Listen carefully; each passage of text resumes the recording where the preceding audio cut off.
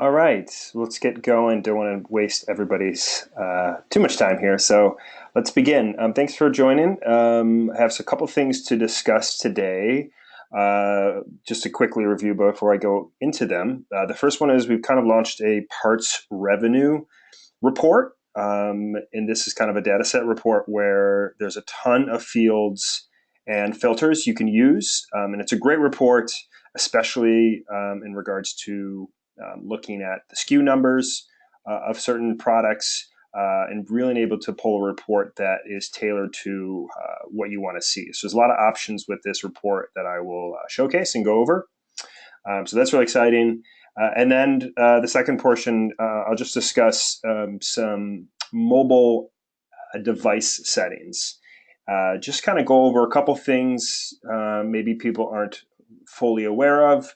There's a lot of settings you can configure to just really help out your technician, make sure they're seeing the proper data and information in regards to the job. And then I do want to showcase one little hidden feature that most people obviously don't know about, and it could be useful for your team to have enabled. So I'll go over that. Cool. So again, just click the green button if you haven't done so already, so you can mute your microphone, and then afterwards we'll have a Q&A so you can ask some questions. And then at any point, if you want to chat me, you can chat, and I'll see that. So cool. You see my screen, and let's go into first the parts revenue report. So I'm on the home screen, so let's go down to reports. And then let's create a new revenue report. So then I would push the plus button next to revenue reports. And then obviously I have a bunch of different types to choose from. If you haven't seen this portion yet, I would highly recommend digging into this on your own time. There's a ton to go through, right? You can pull customer lists, jobs per customer, estimates, customer totals. There's a plethora of reports to dig in on your own. There's probably not a report that we don't have if you're asking if we have a certain report. But the first one, or the only one I'll show today, is the parts revenue under the accounting reports. So let's select this, and then let's just go ahead and create it. So when I push the create button, this allows me to customize it. And by customizing it, you can select which fields you're looking at. You can select what filters you want to add. So as you can see, you can either search for a particular field. So if you want to search somebody's contact information and add that, you can do that. Or you can just actually click on the category heading, which will kind of minimize it so that you can only look at a particular category. So cool. So this is the report. Let's just kind of go through a couple examples. So for instance, if you want to maybe filter technicians to maybe who sold the most parts in a certain duration, you can elect that. So let's go ahead and do that. So let's scroll down to technicians because we want to include technicians. We don't need sales rep. We don't need contact.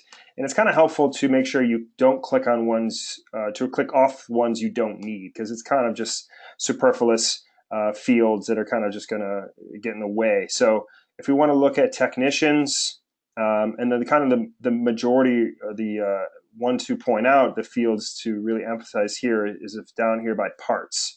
So now we have these parts that you can click on, whether it's a part name, part price, part quantity, part SKU. So these can all be thrown into this particular report. So if we're looking at if we're filtering down techs who sold a certain SKU, so we'll see here's our SKU. We can first add a filter of a duration. So let's look at last month. So we will go February 1st, and then we'll look until February, at the end of February. So let's go ahead and select February 29th. So it's going to load all that data. And then you can add another filter. So let's click on Add Filter. And then this is great. So you can make this to be specific to what you want to pull. So if we want to select a particular part SKU, I would click on part SKU, and then you can select either equal to, starts with, contains. I would do contains. I think that's a little bit more broader of a search, particularly if it's case sensitive with some things. So let's look at a particular SKU or part SKU. So I'll select part 000123, and that's the only part that we want to look at. Apologize for the load time here. Let's see if this comes up. There might be a lot of items. Great. So as you notice, there's 1, 2, 3, 4, 4, 4, 1, 2, 3, 4, 4, 4. So that's important to know as well. So when you kind of filter this down and it contains just this, it's going to pull everything else. So if I was to do is equal to, it should just pull this in particular part SKU. So let's see if it does that. It does, great. So then if we want to pull, if we drag one of these columns up top here, this will kind of categorize this report. So now we're seeing, again, a particular SKU. So it's 000123. We're categorizing it by technician, and we're looking at last month. So as you can see, here's our technician, Michael. Here's the customer name, the part name, part type. We kind of scroll over, we can see the price, the quantity, how much was sold, all these sort of things. And again, this is just another one example. And if I go up, we can add things like when was it invoiced? If you want to add more customer notes to it, you can. There's kind of a plethora of different fields you can add to this. Cool. So hopefully that makes sense.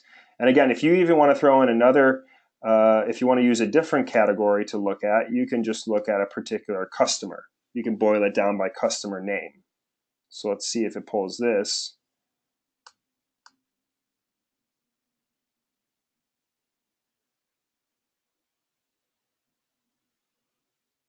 Cool. So now it's looking at this customer with the SKU, and then it's obviously going to look at Michael, who was the technician.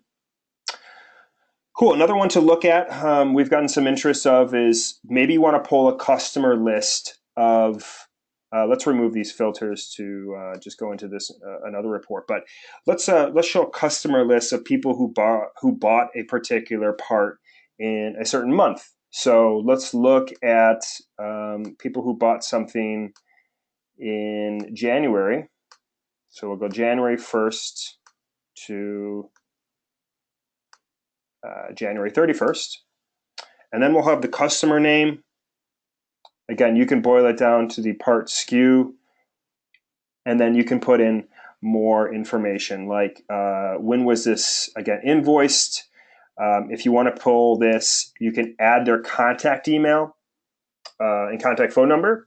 And so how this is helpful is if you print preview this and then you save it as a PDF, you can pull a report that says, okay, 3 months ago, these customers bought this part, right? And so maybe we want to check in with them, let them know that we're having a sale about something else, or maybe it's time for them to purchase another one. Whatever it may be, you can pull a list that shows, 3 months ago, this person bought this part, and it looks like this is how much they paid, whatever it may be.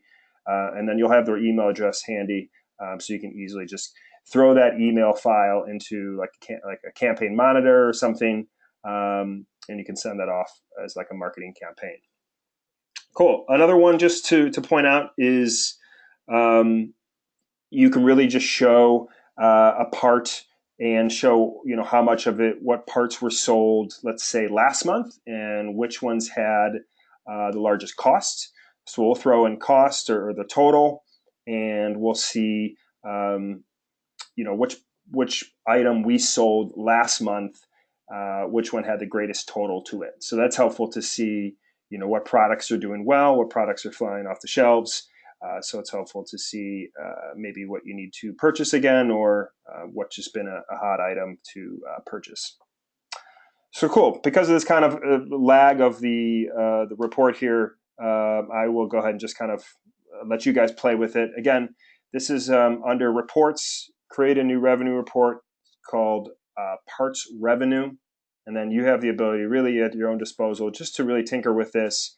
If you'd like to print preview it, that allows you to then either print it and then save it as a PDF if you'd like, which you can then pass it along or do what you want with it. So cool, do what you want with it. If you have any questions at the end of this webinar, I will take those, but hopefully this is informative and helpful for you guys to utilize.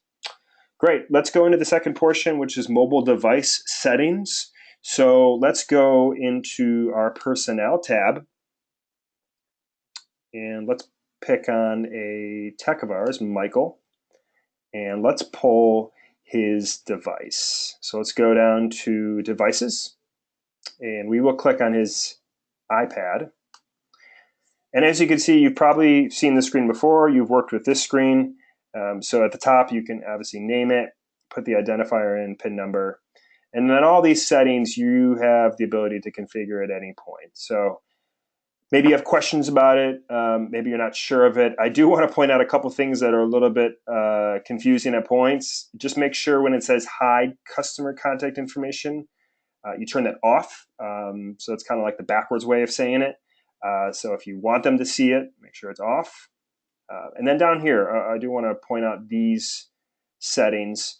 Days to see past jobs. So when they go to jobs total, they will see about a month before of the jobs that they did. And then days to see future jobs, that's 7 days ahead of jobs that they can see. So maybe that's enough for them to see. If you want to, select, maybe you want to show them 30 days ahead of time what they can see. That's up to you. And then same thing goes with finished jobs. Looks like this is 2 days. And then tasks you can set up as well. Great. As you probably know as well, you can set up some geo tracking with your technicians.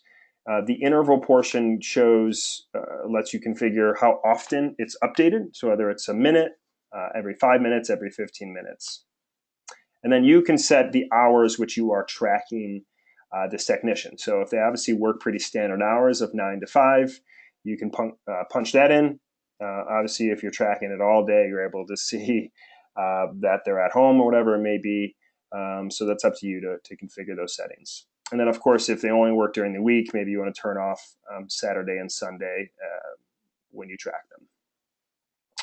Great. Email preferences. This is nice to see too. So if you turn this on, that means that when the customer receives a work order, and let's just say they reply to that work order, maybe you want the technician to get that reply and have a conversation with the customer.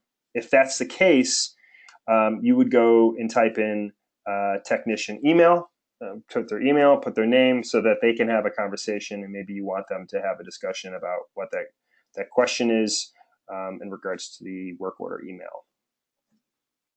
Great. The last one is supervisor role. So as you guys may or may not know, you can enable a supervisor role, which allows them to see not only their jobs, but also other technicians' jobs. And so this is helpful for someone who's maybe a team lead, someone who manages a team. But if it's just a technician who you just want to focus solely on their jobs, you would just obviously click it off so that they're only seeing jobs that are assigned to them. Cool. All right, last portion is the Customers tab on the iPad. So let's switch over to the iPad. And before I start and show you this is a setting that only we here at ServiceBridge can enable for you. So what I'm going to show you is the ability for the techs to see customer lists on their devices. And if this is something you want and it's helpful for your team to have, just let us know and we will enable it for you. But I'll show you what it looks like on the iPad here. So I will punch in my PIN number. And then on the left side, as you can see, under daily route, it says customers. So this is all of your customers that you have already created. So if I click on it, I've already typed in one here, but let's go back. So what they'd have to do is type in 3 letters of the customer that they're searching for.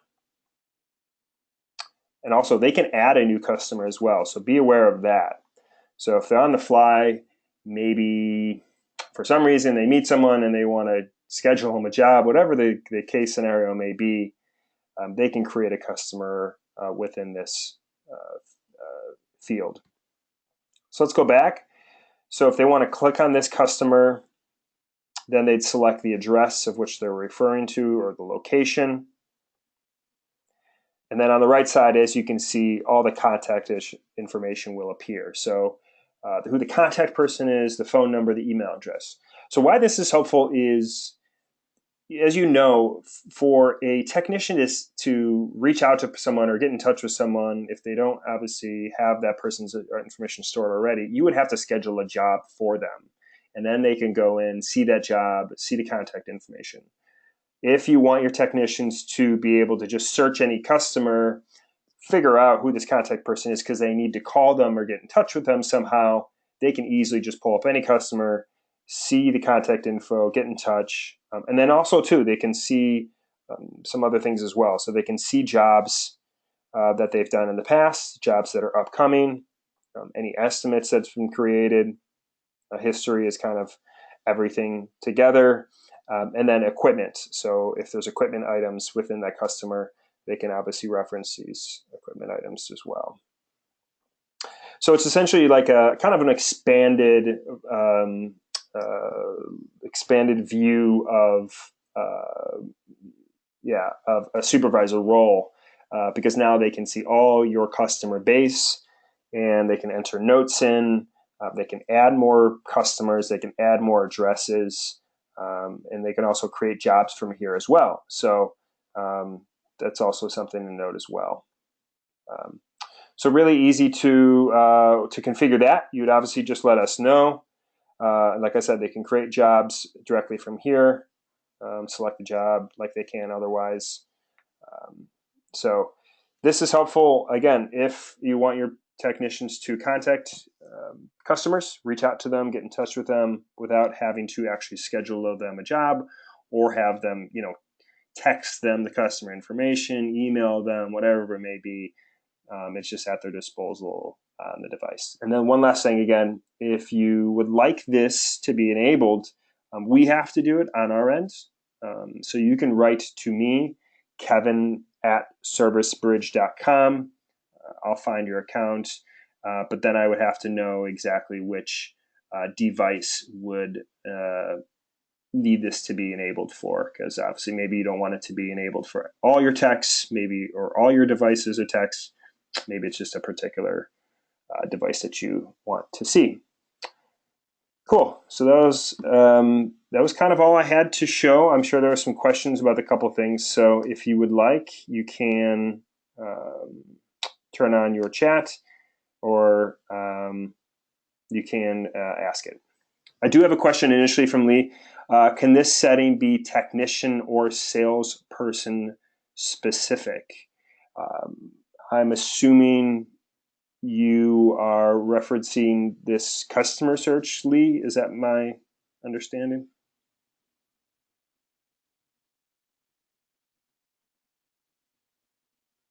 So yeah, this is a setting for anybody who can who has a device. It's not even it's not limited to their role. If they have a device, we change that so that they see this little customers tab here, and that'll be included on their app. So anybody who has a device, we can add it to it.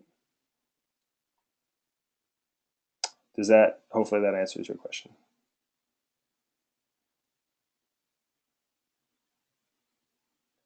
Cool. Any other questions about the first report that I showed, or about this setting about seeing customers?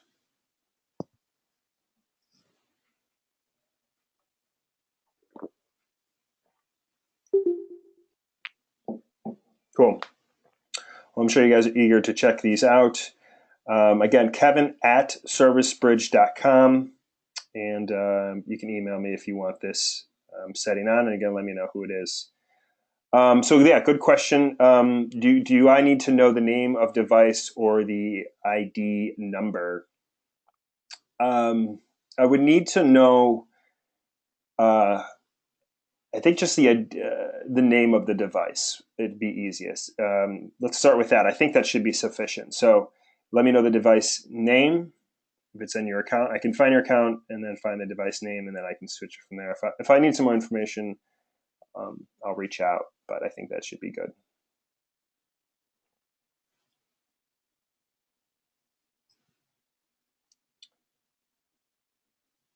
Great. Any other last questions or things that have come up?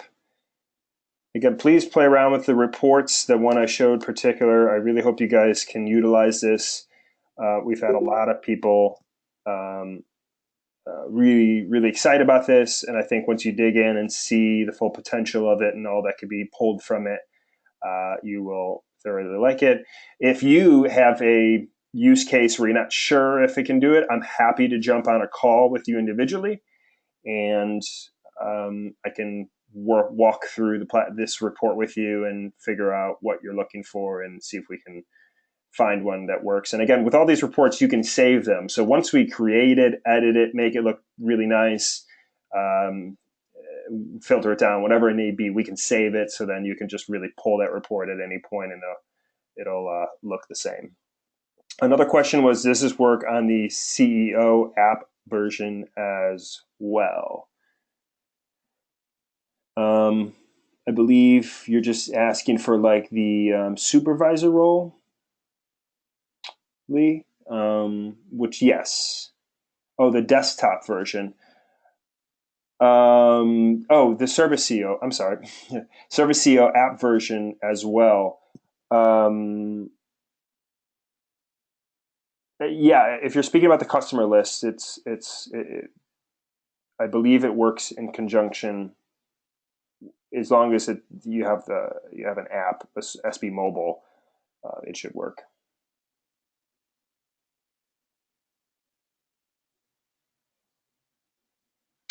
Cool. And again, I'll plug our support page one more time. It's support.servicebridge.com. I will be uploading this webinar as I do with all webinars. So please check it out. Send over this webinar to your team, whoever people maybe missed this, so they can look at it. And I have all prior webinars as well on there, so you can view those at any point with your team. So cool. Any other questions, send them over, kevin@servicebridge.com. Thank you guys for joining, and I will talk to you guys in 2 weeks. Thanks.